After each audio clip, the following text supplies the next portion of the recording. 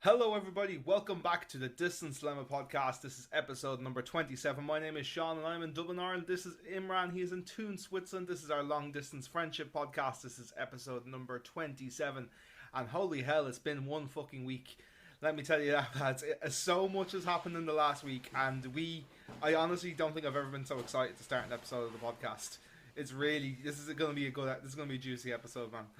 Yeah, juicy episode is incoming. A lot has happened this week. So much has happened in the last, I wouldn't even say 7 days. I'd say the last 5 days. A lot has happened. Yeah, Hulk Hogan died yesterday. Rest in peace. Ozzy, Ozzy, of course. I have a funny story about the Ozzy thing, but rest in peace, Ozzy as well.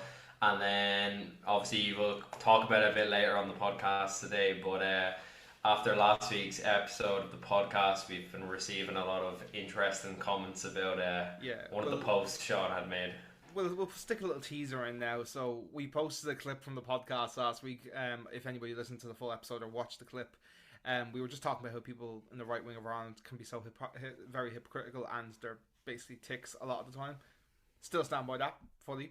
And we posted that, and we've currently the video's only been up as we're recording this is the day after I posted the video up on our TikTok, and it's less than 12 hours and it's got 100 comments and it's got a couple of thousand views. So we're gonna just have a look at that and break it down and basically just look at these people make a tick themselves. If anybody's here from that TikTok, hello, hope you don't try and kill us. Sound.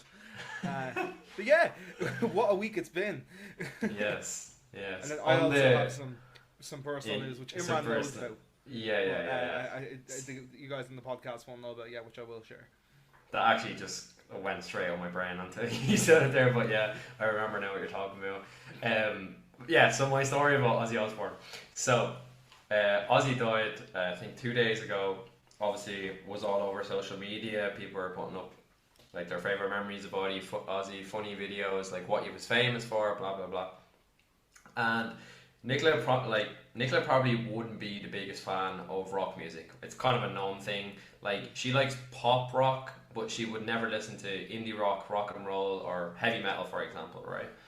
So last night I got home from work, and she was like, "Did you hear that Ozzy Osbourne died?" And I was like, "Yeah, very sad." I was like, "Definitely like one of the people who like live life to the fullest and stuff like that." And she was like, for this is not going to pay any attention for our audio listeners, but she was like, Ozzy Osbourne's the guy that goes like this. If you see it, I just flicked my hand. He just waved his fingers underneath his chin. Which actually is true. Like Ozzy Osbourne used to do this at his shows, like waving the fans. He used to like put his hand below his chin and wave like this. Supposedly it's like a mockery of the Queen. Of course, very standing on the rock and roll sense. And then it was because like I wasn't expecting it. I just like started breaking my like laughing like so bad. And then Nicola was like, "Didn't he also eat a bat?" And I was like, "Yeah, he bit the head off a bat on stage at one of his gigs years ago. Like very rock and roll of him. This is in the 80s, yeah. Yeah. This is like a long time ago in the rock industry, especially." And then we were like, for like the next 20 minutes, we were just talking, and like we'd like randomly across the room just like flick our hands underneath. So now it's like a thing me and Nicola have been doing like for the past 2 days, like day and a half. Like she rang me earlier and she was like, "I'm waving at you like under my chin right now." I was like, okay.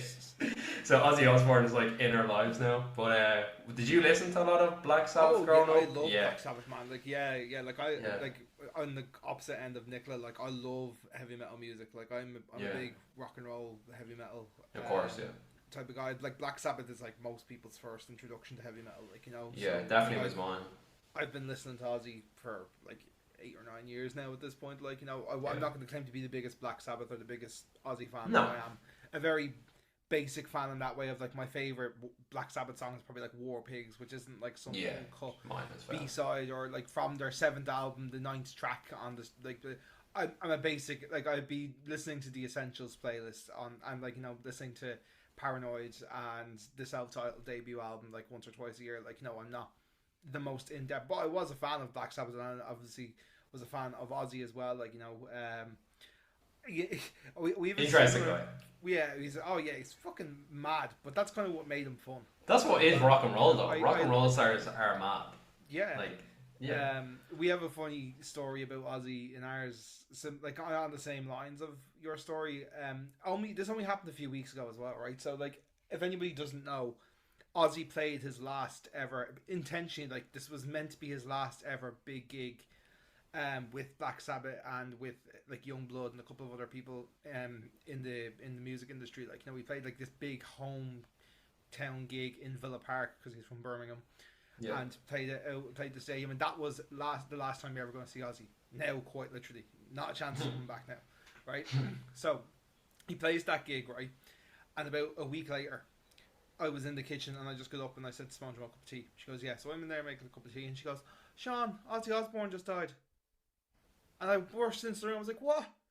Oh no, blah blah," and we were like sitting there talking about it for like 5 minutes, and like we like had like our little like we didn't know him personally, we weren't but like so you listen to his music. We had our little grievances there and then. This is about 3 weeks ago, and then like we go, "Oh, that's sad," blah, blah. And we just like started talking about Ozzy and blah blah, and like I missed the kettle and all the tea. I had to reboil the kettle.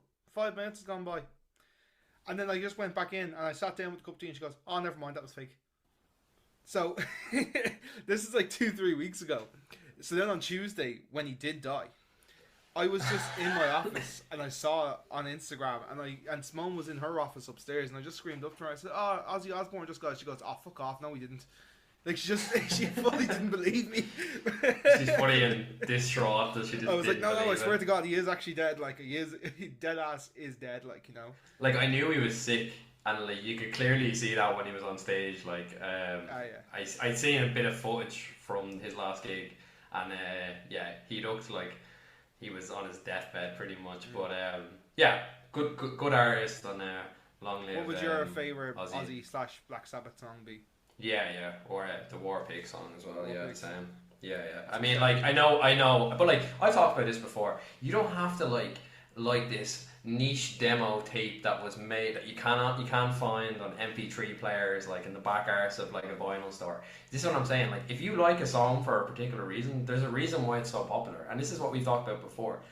I think a lot of people like to like niche songs and niche things and everything. But if your favorite song of Queen is Bohemian Rhapsody, then it's your favorite song. You know what I mean?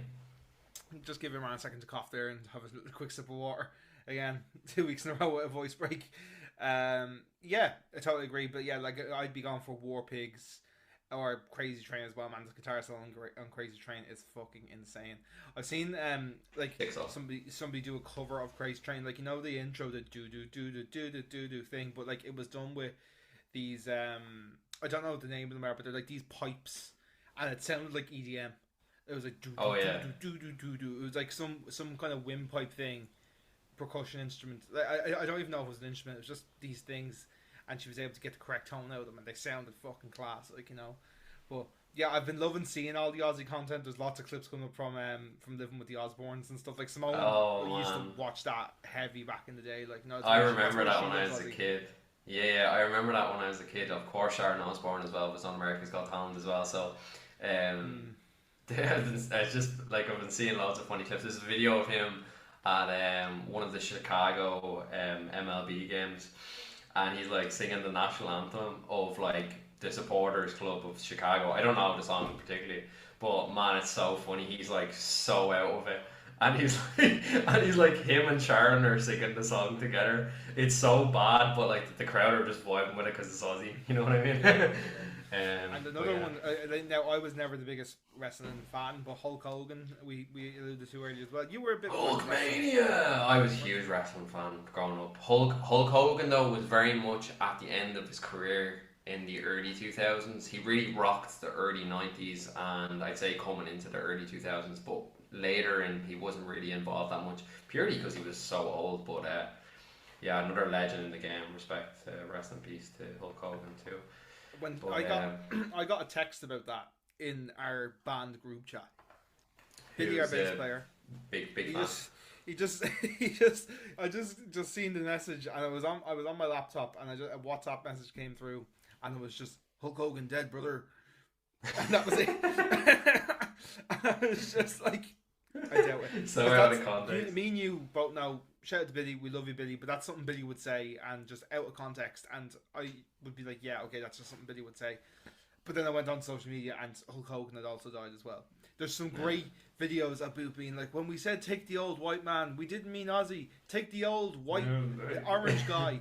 And then they said, no, not Hulk Hogan, we meant Trump. You know? Yeah. I know. There's definitely going to be loads of funny videos popping up now on social media. And did you see the whole shit about that baby being named Aquaman when Ozzy died as well? No. I don't know, this is some like influencer mad shit. Hold on. So basically, there's like some influencer who I don't know what her name is, but I think like she's like a mom influencer and reviews toys and shit like this for kids. But she's known for naming her kids mad shit. And the day that Ozzy died, she had a baby, and she named the kid Aquaman. That's so random. But like now everyone's joking that Ozzy has been reincarnated as this woman's baby, and his name is now Aquaman. Okay. Right. That's on social media for a day. Yeah, I don't know enough about this woman to explain it more, but like that's just there you go. It's been a mad week on Twitter, man. Twitter has been on fire this week. Holy God, Twitter is really up in its game this week. It's been such a wild week for me as well. Like I've worked 3 days this week. I was away at the weekend. Like I said last week on the podcast, I went to Lake Como with Nicola. Bucket list moment.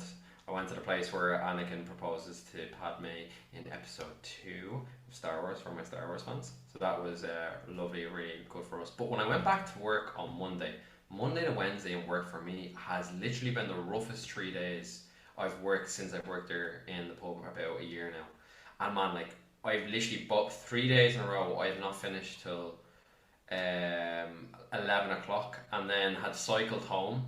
The first night I cycled home, my chain decided to fall off, so I had to stop and then put the chain on in the dark with no light. My own fault because I don't have a light on my bike yet. Don't kill me yet.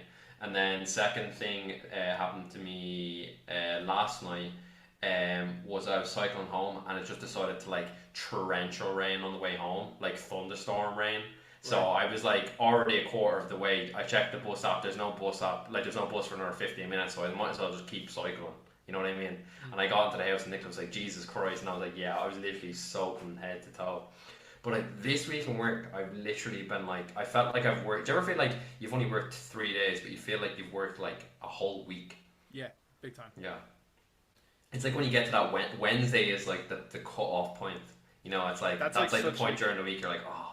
That's such a slap in the face coming off a holiday. Like to have 3 days like that. Like when you come back from a holiday, you want like 3 nice smooth days where like, you know, you just ease back into things. Like, you know, it's one of the things I'm always like when I walk back in, I'm like, please, especially because I work an office job, I'm like, please, everybody just have done everything and everything be smooth and don't like walk into like 20 minutes be like, I didn't do this.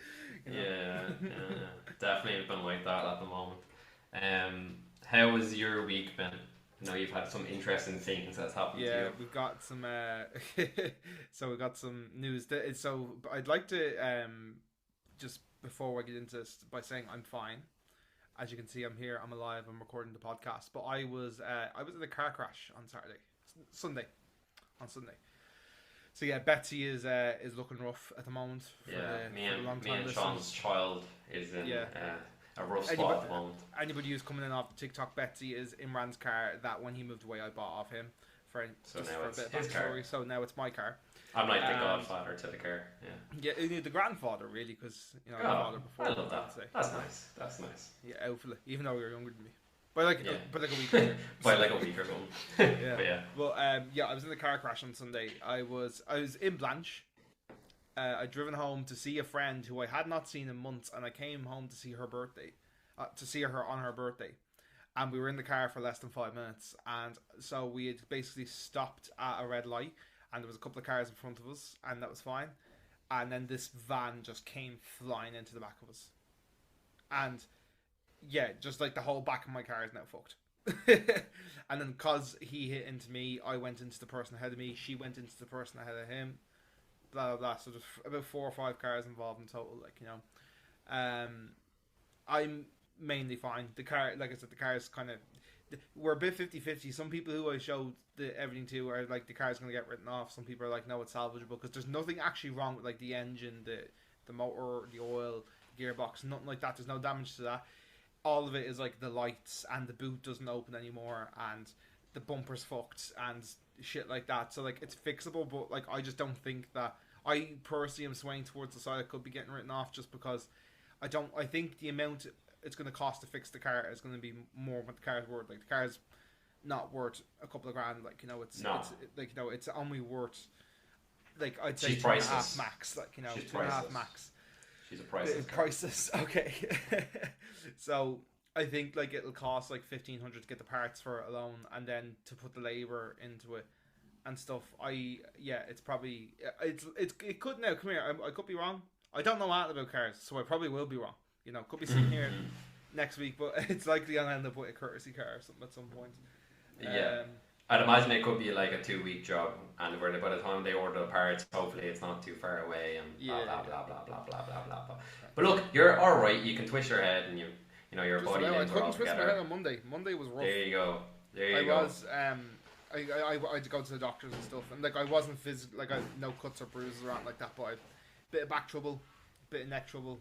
Couldn't really turn my head really well on Monday, and my back was kind of sore. And like even now, it's like I'm struggling to kind of like sit in the car, or like when I'm sitting down, sometimes my muscles just get really tight or just hurt a little bit. Like, you know, but I'm cars are dangerous.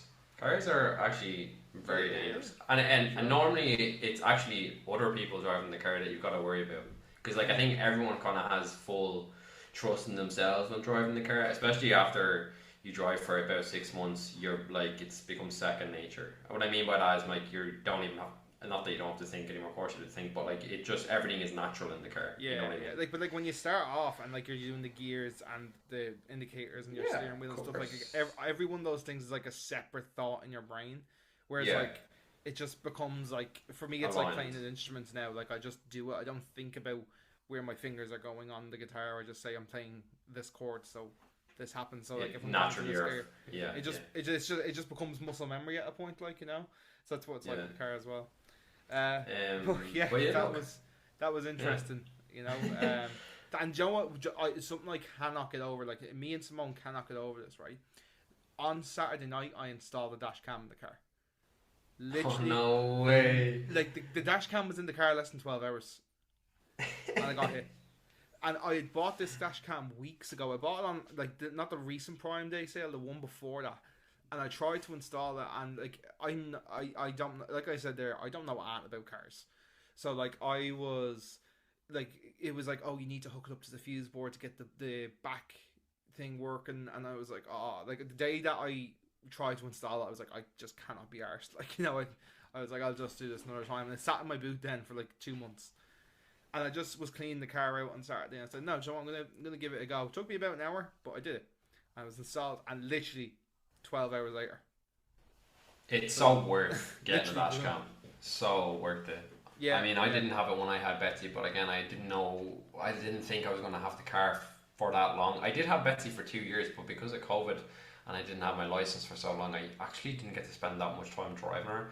I think I only drove her actually like full time for about 4 to 5 months. Sure, like Shaun has had Betsy longer than me now, and definitely is, well, he doesn't have his license as long as me, but he has definitely drove her for a good couple of months now. But I definitely would recommend people getting dash cam, especially like with these situations, like anything. Yeah, it's inspired a lot of my friends have now been inspired to go get themselves dash cams. Yeah, do it. It's worth especially around like the likes of Amazon Prime Day and stuff, lads. Like I got mine. It's usually worth like 150, 160 quid, and it actually is, because I was looking at it before it went on sale, and then I said I'll wait till the sales come around, and it dropped down to like 90 or 80 quid or something like that. So I got, and that's a front and a back, and it's literally have to save my ass there. So it's a worthy investment. Like, you know, I'd recommend anybody who's driving goes and gets one. So there you go. There you go. He lives to tell another day. Papa Slim. Yeah. Papa Slim. That's it. Like I said, it's been a week. That's like this section of the podcast is usually over and done within the first 5 minutes of what happened last week, and then we usually move on to some try talk. But nah. Breaking news though. Breaking news. We might have some decorations for this room, so it would be the Batcave still, but the Batcave with some decorations. So I've ordered a couple of posters and a couple of frames that will be going on the wall. So lads, you might see not me in the bag cave standing awkwardly in a blank white room. Sometimes I feel like the comparison, it's like I'm trapped. I'm trapped in here. Like, you know, a little bit in a little room. Like, especially when you look on you, if you ever watched our podcast on YouTube, you definitely can see the contrast. Like, Shaun's wall looks like he's in like a studio, like a music studio. That's good. That's the vibe I aspire for. Yeah. And for me, it looks like, I don't know, I've been locked in this room for the past like 3 weeks. Yeah. Do you know what? I thought about you in particularly on Tuesday, right? That's nice. This is actually minutes before I found out Ozzy died. Okay. So thanks. I was out walking the dog, took her out for a stroll, grand, no problem. And I don't walk in the park where I just walk around it because just there's lots of dogs in there. Yeah. I'd rather just keep going my walk, keep the momentum going, especially because like Xena's a pit bull, so you know people might see her and get scared, or the dogs might come up to her. It's just not worth the hassle. So I always walk like around the park. I never go into the park. So I was walking, and I just got a lovely smell of fresh cut grass. And I was walking, the sun was out, and in my shorts, sunglasses, listening to music, blah blah, and I was just like, and like I took a good like deep breath, like I really took a moment to take that moment in, take the smell in, take in my surroundings, and I literally just went, this would kill Imran right now. Yeah, this actually kill Imran right now. And you know what the weird thing is, right? I actually like the smell of fresh cut grass. I know that sounds really weird, but it's the pureness in the air. I don't know how to explain it. You just gotta experience it. I'm sure everyone has it. Yeah. No, but I know it. But like, it smells refreshing. But the problem is, it just kills me. And it's funny you said it's literally, and it's funny you said this because 2 days ago I ran out of my hay fever tablets. Like, normally I'm always stocked up. Like, you know, I ordered like the 100 pack will keep me good, but I ordered the 100 pack last year and I never bought one for this year. So I have my eye drops, I've got my Vaseline. This is like to block all the pollen. But the problem is, at the end of the night, you normally wash it all off in the shower, of course, like after I go to work and everything. And that's then, but the pollen doesn't remove itself from your area of your face or your nose. It's still there because it's been caught up in the Vaseline all day. So it's kind of like you're basically pushing all this pain to the end of the day. But anyway, I'll go on. I didn't have any of the tablets left, so I texted Nicola being like, "There's no tablets left of hay fever. Can we order some on Amazon? Because you get like the 100 pack cheaper on Amazon." She was like, "Yeah, go ahead, grand, blah."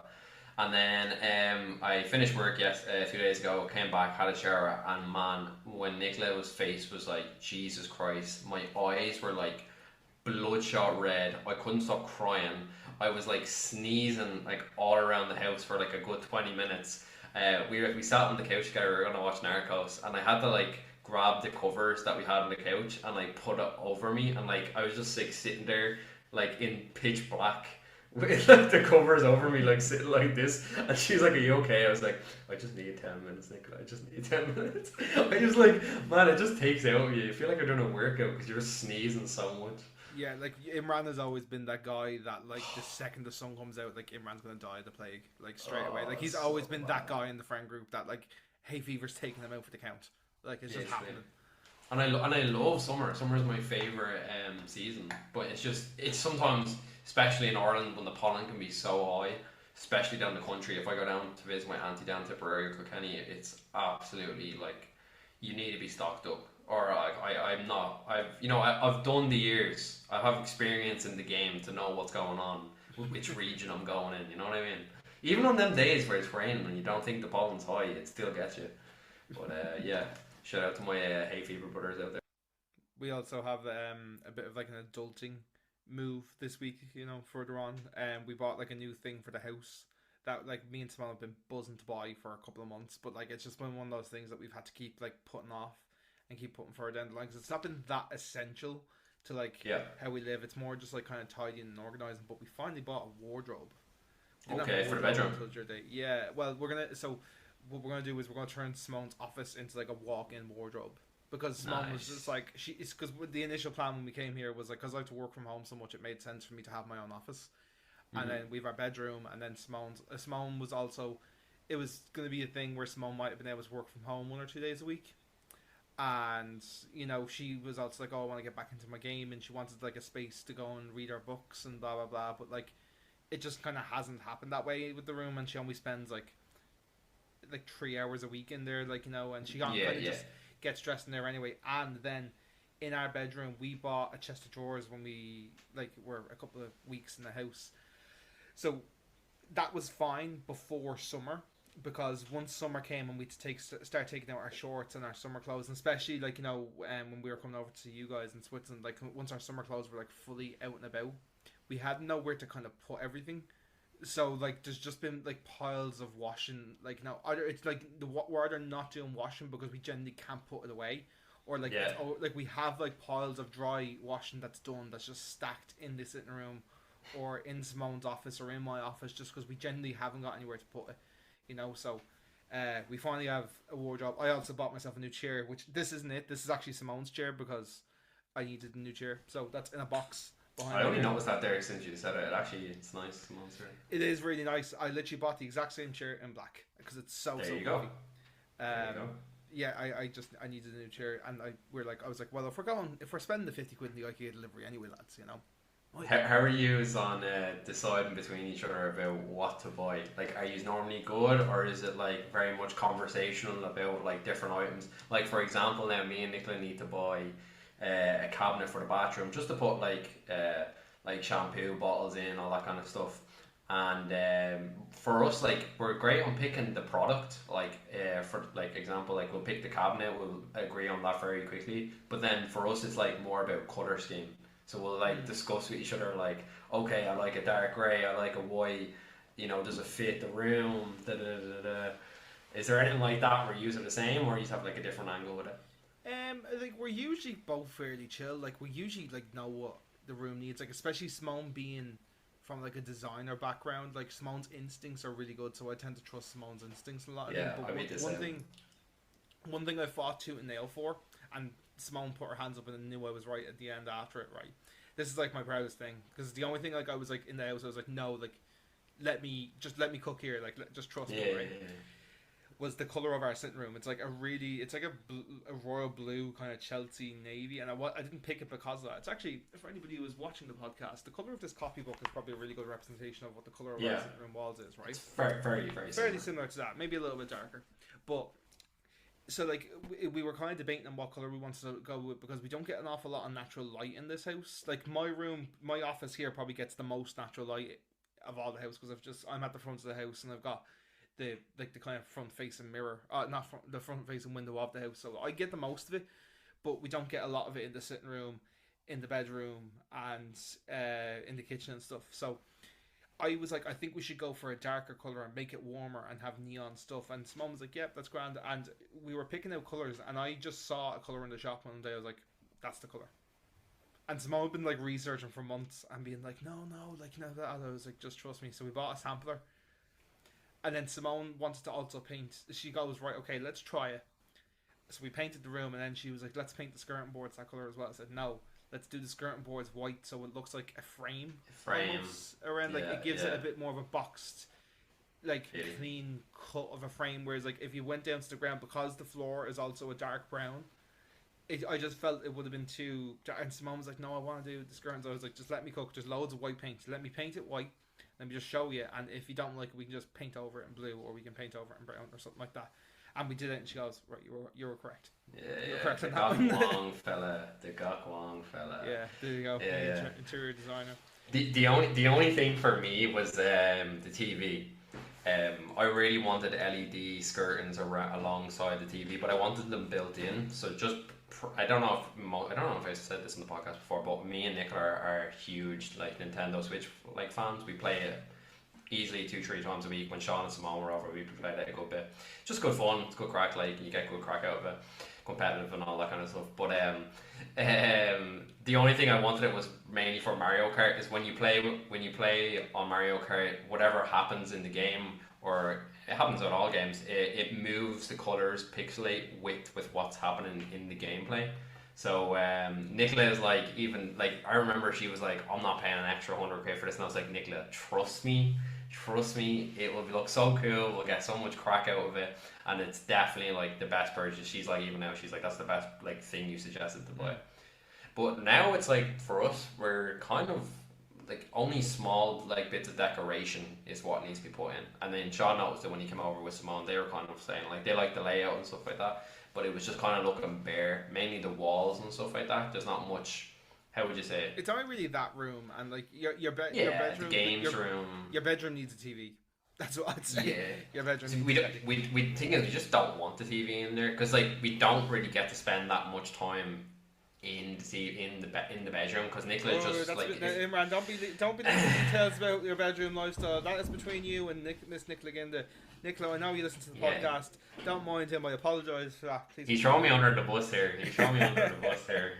You keep your bedroom politics out of this podcast. Yeah. Okay.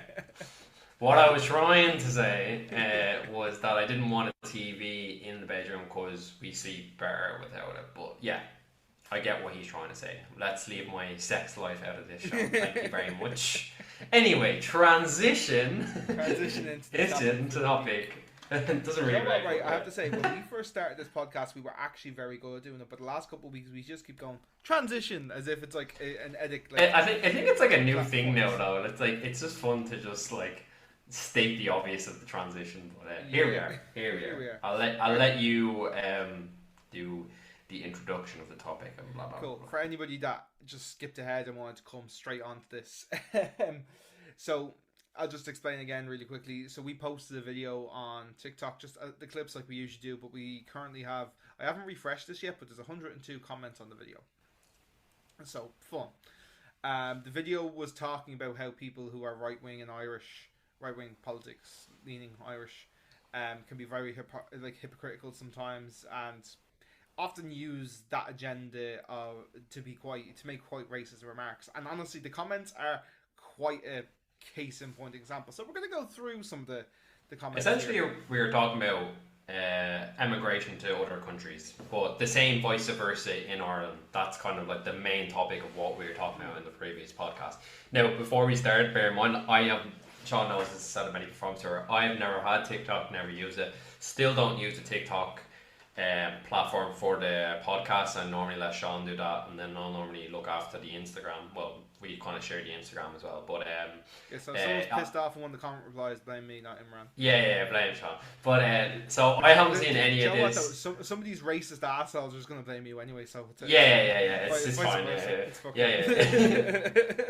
Right. Okay. Right, I'm interested for this.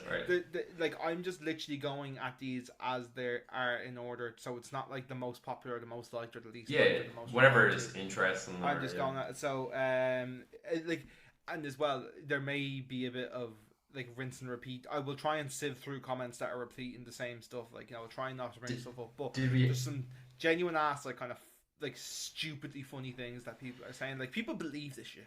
This is what is there people that have backed us as well? I'm intrigued. Yeah. There's a couple of people that have backed us up as well. Like, Okay. All right, I'll let you spiel. Yeah. So the first comment that I have here is like, we'll just work ourselves and build our countries. And we worked and we built them countries, kind of referring to USA, Canada, the places Irish people have gone to. We didn't expect free handouts. What free handouts are being given? What free handouts are being given? I think people look at the whole asylum seeker situation. People are coming from war-fled countries that are, being put up because they're coming from a war. They're literally coming from a war in a country and they're being put up. Yeah, what's the problem with that? Why do people have an issue with this? Like, these lads are literally fleeing because their houses are getting bombed. Their family members are being shot to death. What do they do? They want us to just leave them there, you know what I mean? just not give them any aid. I think people forget that they're human at the end of the day. Oh man, the identity versus humanity thing is crazy to me, honestly. It's mad. It's MAGA. It's MAGA. Idiot count number one. Yeah, Imran, you need to just keep note of idiot count number one. Ding. There's lots of replies that, kind of supporting what we were saying. Like, there's so many Irish people that went to America and freeloaded over there. Now, there's definitely people who come to this country, and I want to back this up by saying there's Irish people that do this as well. This is not something exclusive to people who are foreign or who immigrate to Ireland. people who take advantage of the system, right? Yeah. That's not their fault. And I've tried to say this in a couple of comments, but it's hard to say it with the limited characters that you get, right? But people take advantage of the system, right? That's not particularly that person's fault. It's the system's fault. System's fault. If you were in a really desperate situation and you felt you had to move countries, and there was a system in place there where you were going to get X, Y, and Z. I don't know what people get. People are claiming they're getting 850 quid a week, a fucking 3-bedroom house in like Ballsbridge, and a car and all this sort of crap. I do not know anybody who's getting any of that sort of carry on, right? Now, come here. I'm sure there is one or two examples of that, but I think it's a case of like you'll have like people who you'll have the one or two, and then people will use them as a case study for all of them. You know, where like one or two people may have gotten it under certain circumstances. Like again, I don't know anybody who is doing that, but you know, people just kind of dramatizing that one element of it, like you know. Jesus. So yeah, like lots of people were kind of replying to that comment, backing us up and saying Irish people went over to America and freeloaded for years, and the Irish were given free accommodation. And somebody else replied to this comment being like, "Oh, people who come into Ireland are costing us €2 billion per year."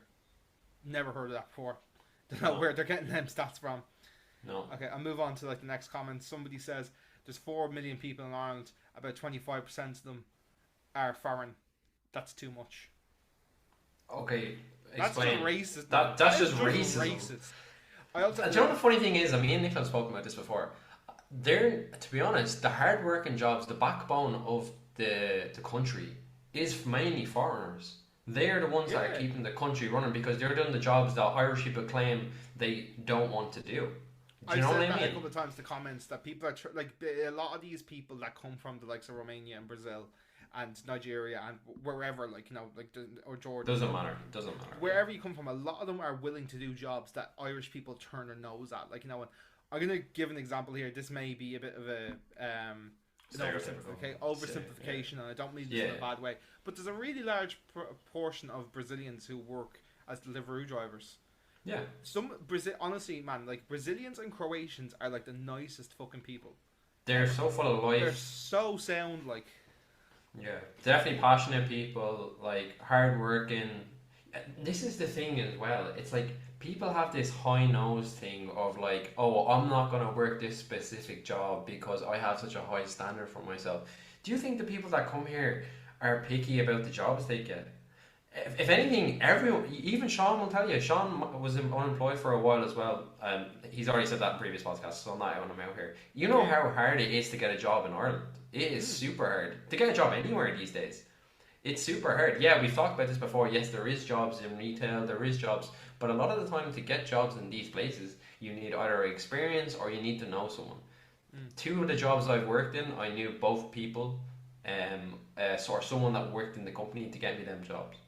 Now that's not to say I wouldn't have got a job while I was in college somewhere else, but I'm just saying that a lot of the time it does help to know people to get jobs, and that's kind of part of life really. Like a lot of things, like I'd say you, Harry, had in the music industry, you got from knowing someone who knows someone who knows the studio. Most industries work off like shoulder rubbing. Honestly, that's how most industries work. But like, there's not a unemployment crisis. Like it's not like the Celtic Tiger back in 2008 where there's mass layoffs and there's loads of people. There is a lot of jobs, but like we were kind of saying there, and I'll put my hands up and say it as well. When I got laid off from my job in 2024, I did not want to go back and work in retail because I'd done it for 7 years and I was sick of it, and I just didn't want to go back. So I was effectively turning my nose up at that job. Whereas like I have worked with people who loved doing that, both Irish and not like non-Irish people who come here. Like I feel like I'm like putting people down when I say like foreign or I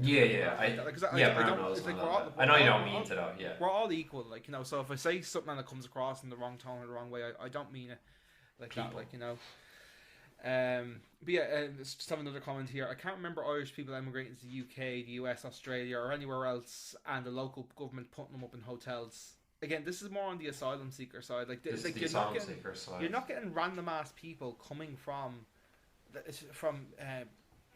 Egypt. Like, you're not getting a random person coming from Egypt, walking in and getting a free gaff. and getting a hotel stay and blah blah. That's like again, like what I said earlier of like, there's probably one or two examples of this happening where they fit a circumstance, or there was something in their circumstances that led to that happening. But that's not the common thing. Like, you know, it's just not how it happens. Like, you know, like people are taking these one or two examples of people who had extreme cases or situations and applying that across the board to everybody who's coming into the country, legal or illegal. Like, you know. And they're trying to make it like an average thing. You know what I mean? Like it'd be a small percentage, but they're trying to broadline it over the course of like exactly what's happening. It's not like a short percentage. They're like everything is trying to broaden to the whole situation of whatever country or wherever they're coming from. A lot also on the topic about Irish people weren't being given free accommodation. You got to realize that was over 30 to 40 years ago, and it still happened today. Times have changed. It's not the same Ireland that we've lived in for the past 30, 40 years. So you got to remember every kind of circumstances changes through different timelines. Like it was different in the 80s, it was different in the 90s, it was different in the 2000s. Like Shaun just said, brought up there the Celtic Tiger, another different time in Ireland. Why maybe some people emigrated as well. So yeah, I think he's starting to forget to realise that.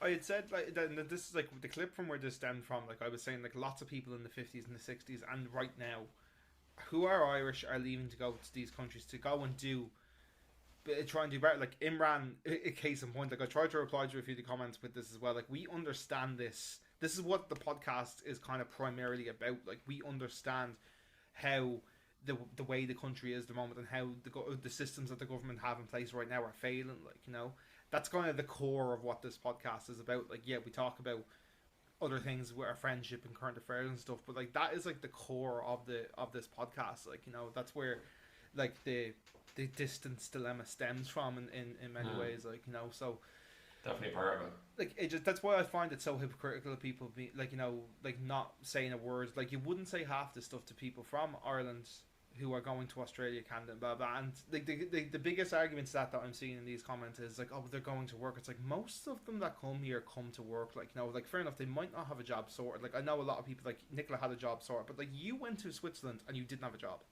Yeah, for 2 months.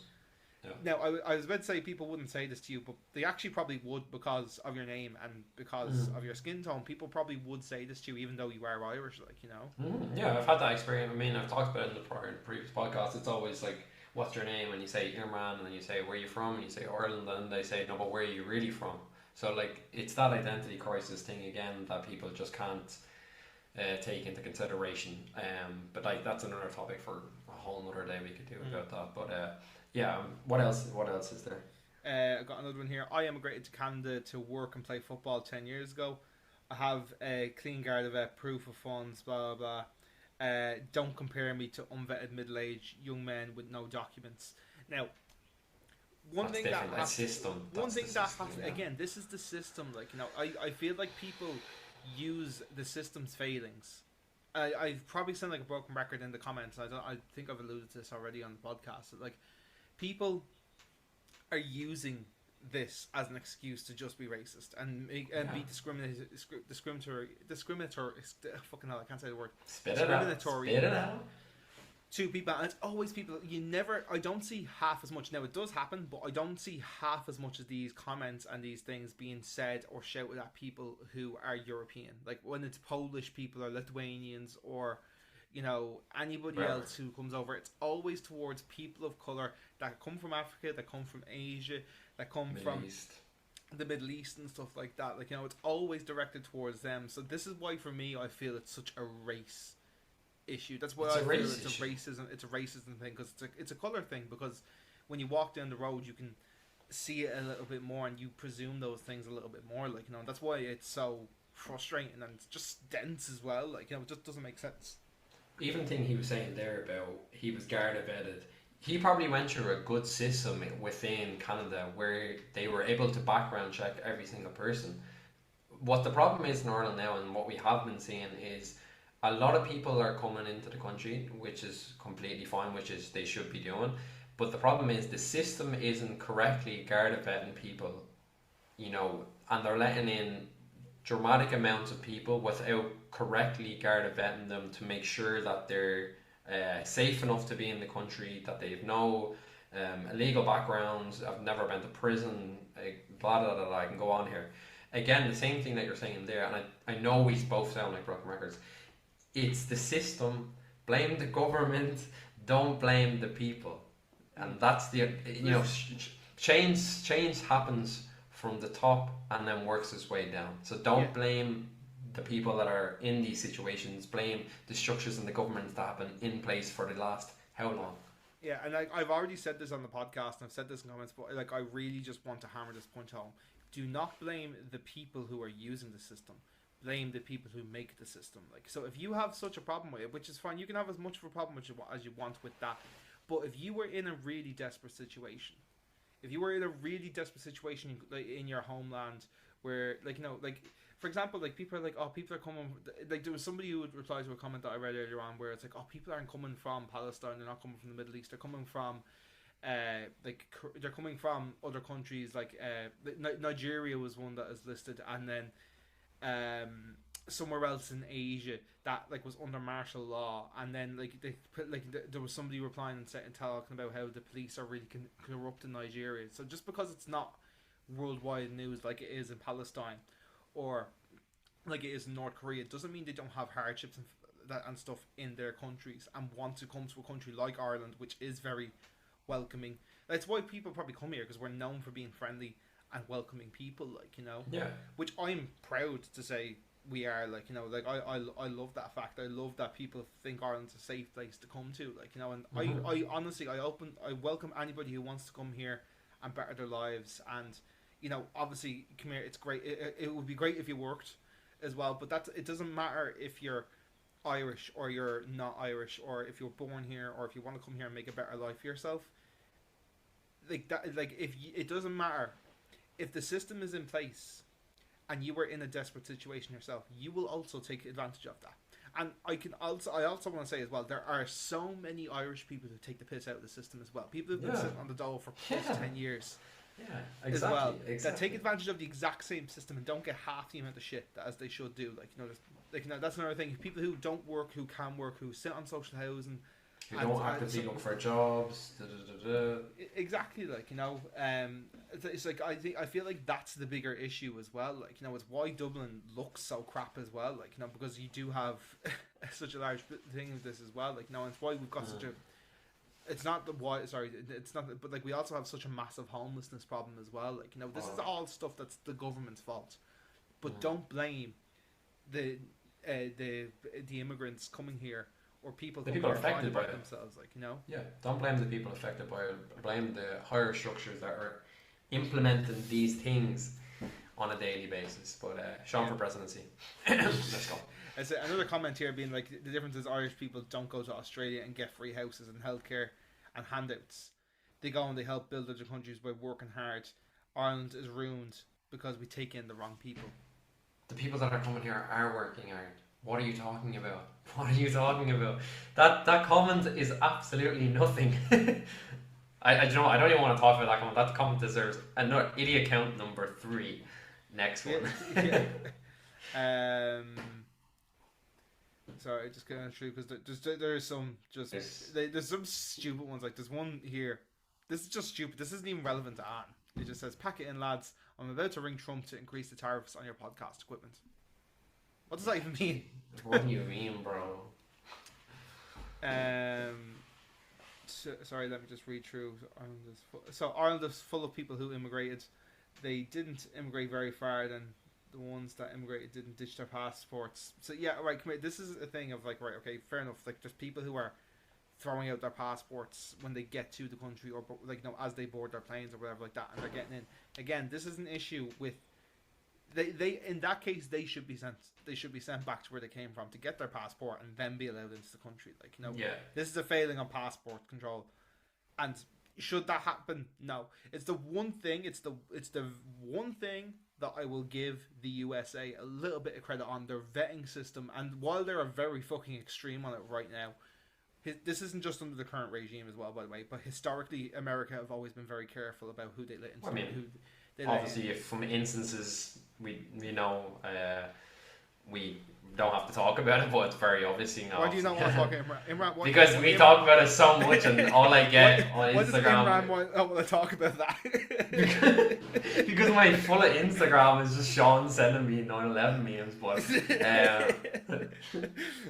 anyway, yeah. There's been obviously they've had experienced instances where they need to have border control, but it works. That's the problem. Like you need these implementations from the government that work. And if the people are like you're saying they're doing this, they probably should be sent back to get their passport and go through the correct structures. But again, you blame the past people in passport control. You know what I mean? So anyway, this is it. Like it's more like obviously like the people who try it are cheeky, but like lads, every single day of the week, someone's doing something they shouldn't be doing.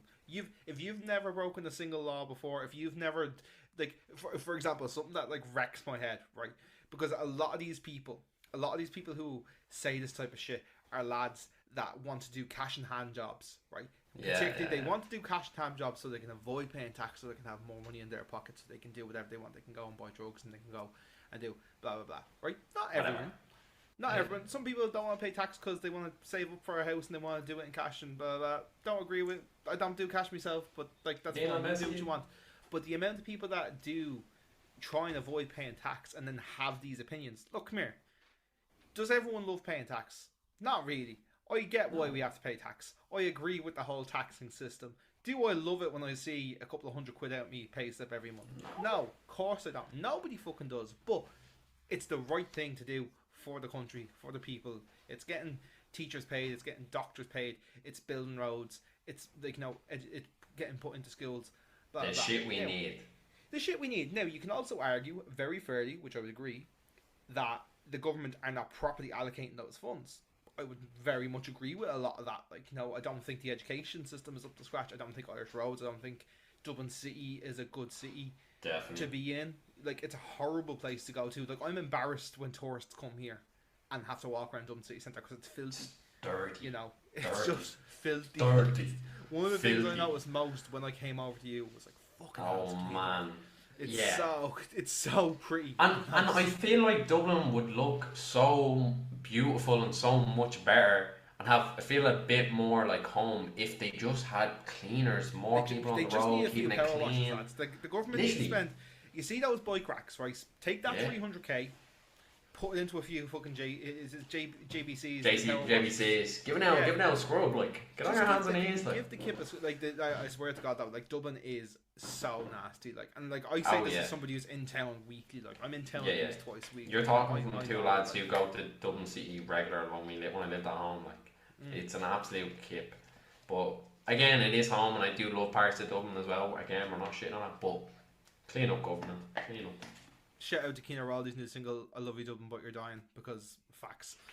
Cool music video. Shout out Keane. Yeah, shout out to Keane. We love you, Keane. Sorry, I'm just gonna have to shift through a couple of these comments again because there's a lot of shite. Yeah, if you want, just fill in there in Ramble because there's a lot of just crap that we've already talked about. So I'm just going to try and find something more interesting. Give me something a bit positive, just because while you're on the topic. Nicola showed me a TikTok earlier in the week of a girl from Nigeria. She's living in Ireland, but she's really into books. So she does basically reviews of books and stuff like that. But the stuff that she was getting in her comments from people that are very much right wing young fellas in Ireland, the abuse she was getting, saying oh, get out of my country, blah blah blah blah blah. Just shite. You definitely can't speak Irish and that. And the next video she did, man, is she did a whole book review in Irish. And I was like, that's class. That's proper shutting everyone up. All them young fellas who can't even say dig which in the comment section, no Irish heritage folklore. And she did a whole book review about Irish folklore in Irish and understood it and was speaking fluently. It was such a shut your mouth situation. I'll find a name out maybe for next week's podcast, but I saw that and I was like, that's class. That's a proper shush, Yeah, I found another comment that's that kind of showcases a couple of these bits. That we were talking about. So somebody is claiming that people who come to this country are getting £850 a week in benefits. That's probably on the dole. Well, at that, right, when I was unemployed for 3 or 4 months last year, I was getting 250 quid a week, or 230 quid a week. So where are you getting this 850 quid a week from? Now, they're That's probably circumstances. This is also based on circumstances. circumstances. I imagine that they probably came over here with 2 or 3 kids, right? I imagine Yeah. that's roughly where that number's coming from. Like, so you've probably got 2 people, maybe let's just say a husband and a wife, are getting 230 quid each. You need a food shop. Is like honestly, that's barely getting you by a food shop for a month for a family of 5. Like, let's be real. Like, food shop, rent. They need to look for jobs as well. And like they need to put their kids through school. They need to clothe their books. kids and that sort of stuff. So like, it adds up. I don't know where she's getting this 850 quid a week from. Yeah, but it's probably got to do with circumstances like that, which Irish people are entitled to as well. Sorry, when I say Irish people, again, this is me like being too much of a people pleaser and not wanting to be like. I'm not saying this is like only Irish people getting this. That's not what I'm saying. But people who are claiming this, whether they're Irish or they're not Irish, or they're immigrants or foreign nationals or whatever, when they come here, they're claiming that because they are entitled to it. And if they're getting 850 quid a week, they have to have gone through the system properly. Like, you don't get that without properly coming into the country, showing your passport, signing up for a PPS number, show proof that you're looking for a job. Because, like, when I was unemployed, like, they hounded me constantly being like, are you getting a job? They gave me about a month and a half of, like, yeah, grand, there's the doll. Hope you're looking for a job.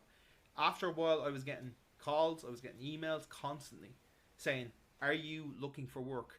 And after like 2 or 3 months of me not being in work, they said, right, you have to now come to these classes that are going to help you get jobs and stuff. Now, I was at the time was waiting for a particular job in a particular industry. Worked out fine. I have my current job now. So like I knew that, and it wasn't a case of like I was struggling to get any job. Like I said, I had the privilege because I have my degree, and I had a couple of years experience under my belt that I knew I could wait and I could get a slightly better paying job than than some people could, so I had the benefit of being able to sit on that for a little while, and I'd also worked for years, so I also had some savings built up that I wasn't hitting the panic button just yet, so like that 850 quid a week that you're talking about, they have to have gone through the system properly, and they're not going to be allowed to sit there for no reason and do it. Like, some people are going to say the opposite. I'd love to see where she's getting these statistics from. Like, sometimes I feel like they really want to be emailing us. Our email is the distancelemapod@gmail.com. Send us where you find these stats, because they're absolutely made up and bullshit. I guarantee you, it's like a he said, she said, and based off one case, one time that met the criteria. Unless these statistics are coming from the government, I don't want to really hear or read or listen to people that read one thing off Instagram or one news article from The Sun, the Daily Mail, and then come to me and Shaun about people are getting 850 back at home. So again, circumstances, please read, use your brain, people. Thank you. Anyway, this is like kind of like hammering home a point we said. Somebody just commented, which I agree with this. People who say us are lads who have never worked and have council houses, and their fathers never worked a day in their lives as well. Yeah, probably point proven. And then the thing I don't agree with is in these situations, people say, "Oh, it's not my fault. It's the environment I've been brought up in." That is true. The environment does play a factor in how you're brought up and how you think. But at the end of the day, you make your own decisions. You educate yourself to make the changes you want. Myself and Shaun have been brought up in, well, I've moved around so much. Shaun has been brought up in very much, I wouldn't say poverty, but a very disadvantaged area in Blanchardstown. So again, 2 lads that have done fairly decent for ourselves. Give ourselves a little pat on the back. We're doing life so well. Do you know what I mean? So this is what I'm trying to say. You make your own decisions at the end of the day. Yes, do these factors affect how you may think? Yes. That's not what I'm not saying. But at the end of the day, you make your own decisions for your own self.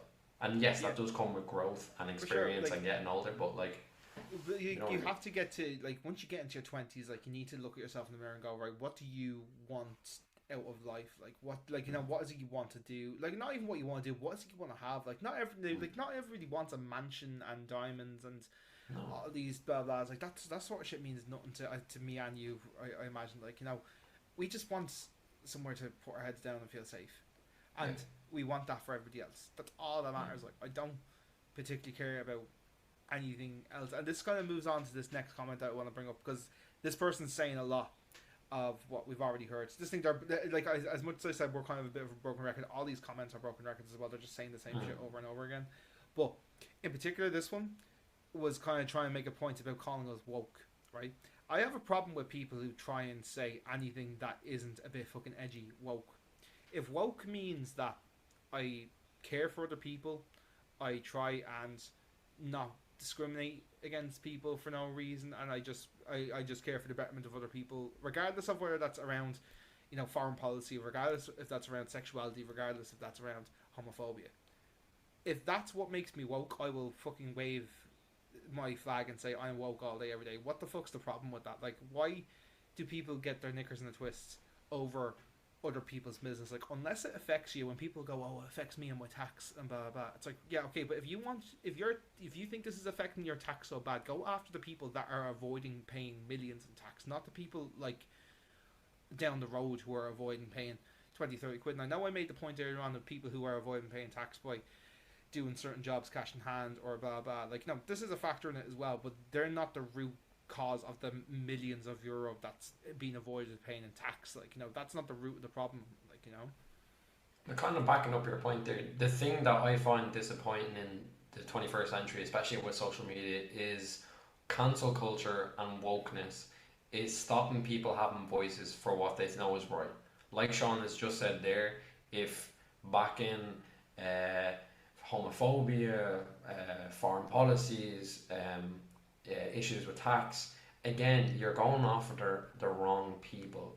Again, like I've said, and again, we both all sound like broken records. Probably should be the name of this podcast, or this episode, should I say. But you go against the higher structures and work its way down. Things need to change at the top before any changes are made on any lower structures. It's the exact same as a football club. No change will happen if it doesn't stem from the top and work its way down.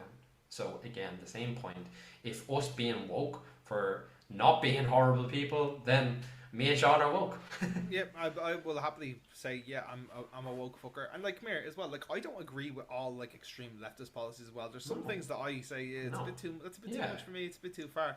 I'm not. I would say I lean left politically because I'm not homophobic. I'm not racist. I'm not transphobic. You know, all these sort of things. I would say I lean left, but I don't agree with all massively left leaning policies. Like, I do have, like, I think a lot of people as well who are really left leaning might disagree with what we were saying about, like, oh, you know, there is an issue with the government and their vetting policy. Like, you know, I think that is kind of a very not left thing to say. Like, you know, I think that kind of leans more on the right side of politics. Like, you know, but like, no, it's something that is serious. Like, you know, but again, that's not the problem I have with that is, like I've said before, people are using that to discriminate against people of color and not give out to the government, you know. But then people fucking voted for Fianna Fáil and Fine Gael again, so you know, which just astounds me. I could not believe that they got back into government after how shit they've been for the last while. I wasn't surprised, man. The problem is with once you're with a party and you've got the backing of so many, of a majority, it really singles out all these individual parties that are trying to make a difference. And it's just sad because that's just the system we live in. And I do understand that's how democracy works, but the problem is it's stopping other parties and other independent parties who are coming up with these great ideas, great different ways of funding and changing more money and finances towards things that could better the country. But again, like you said there, the poor trap we've been stuck with Fianna Fáil and Fine Gael for the past 12 years has been very hurting much the country. But yeah. There's we are kind of just over the hour mark now as well, so wrap up, because a lot of these things are kind of just tripping over themselves. But any positives? I'm gonna finish on the positive, but there's one more comment that kind of we were touching on with the whole woke thing there a second ago. This is a comment from somebody who said these two are defo sausage munchers, bringing all their bringing all the third world sausage munchers they can have into their sausage munching parties. Anyone like these two or anyone working automatically 20-year jail for treason. A bunch of sausage munchers, and then a bunch of laughing faces, right? So what I assume that comment is alluding to is that me and Imran are gay, because I'm assuming you're referring to a sausage as a penis of some sorts, right? Oh. here to tell you now, if it's your first time listening to the Distance Dilemma, I'm not gay. Imran's not gay. We both have beautiful, beautiful partners that we both love dearly and we've been with for years and years. But even at that, if we were gay, what the fuck's the problem with that? It's 2025. Shut the fuck up. Who gives a rat's? As long as it's not in your bedroom and nobody's trying to have a sausage party with you and they don't want to have a sausage and you don't want to have a sausage party, who gives a fuck, right? If you want to have a sausage party, go ahead and have your sausage party. Any sausage munchers want to fucking have a meet up in the comments of one of our videos, go for it, man. More love to you. Fair play. Shout out to the sausage munchers.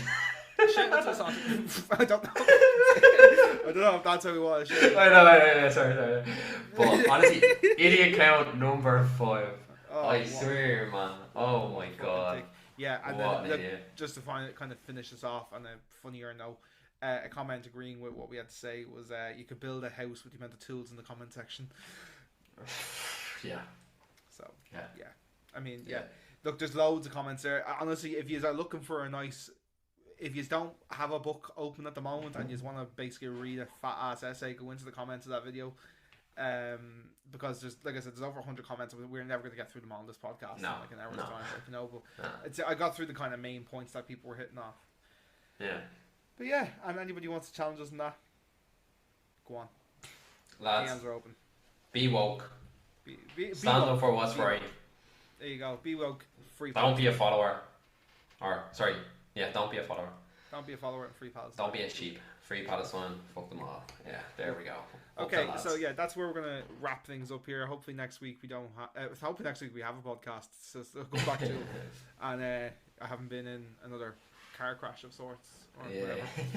But yeah, this has been a really interesting episode. I'd say, interesting week as well. It's important to talk about these things. Like I said at the start, the kind of like core of this podcast does revolve around how the state of Ireland is right now, and the position it puts me and you in, and the reason you had to, and the rest of the country. But that's what it's about, so I think this is why I kind of want to talk about this, because it's really important to address these things, And the reason why we talk about these things as well, I think sometimes people think they come across in the wrong way. Like, me and Shaun love Ireland. We need to stem that the responsibility here. We love Ireland. We love our country. We love the heritage around Ireland. We love the folklore. We love the language. We've specified that much.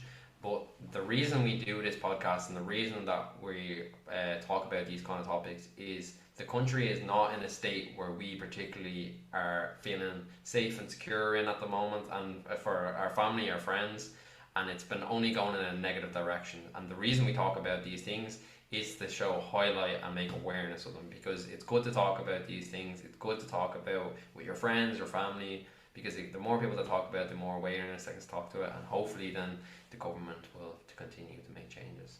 Yes, we are two lads from Dublin. Yup, Blanche. I'll let Shaun bring it out. I'm going to finish this off by saying more blacks, more dogs, more Irish, and more anybody. Love that. More love. Love, though. One love, baby. Shout out Bob Marley. But yeah, this is probably the best place to wrap up the episode. So guys, thank you so much for tuning in to episode number 27 of Distance Level. Whether you're a returning listener or you only came here because of the comments on TikTok, and if you disagree with us, that's fine as well. We all have different opinions, and hope you enjoyed the podcast. Anyway, hope you consider sticking around for future episodes. This is our long distance friendship podcast. My name is Shaun and I'm in Dublin, Ireland. This is Imran. He has been in Thun, Switzerland. Thank you so much for tuning in, and we will talk to you again next week. Mondays at 7 a.m. is when the podcast comes out weekly. Okay, goodbye.